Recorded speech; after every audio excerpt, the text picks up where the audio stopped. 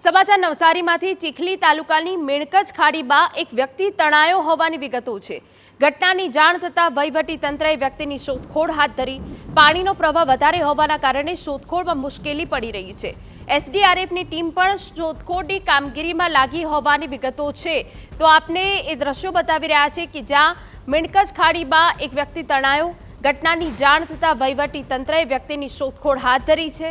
પાણીનો પ્રવાહ વધારે હોવાના કારણે હાલ આ વ્યક્તિને શોધવામાં મુશ્કેલી પડી રહી છે। એસડીઆરએફની ટીમ પણ શોધખોળની કામગીરીમાં લાગી છે।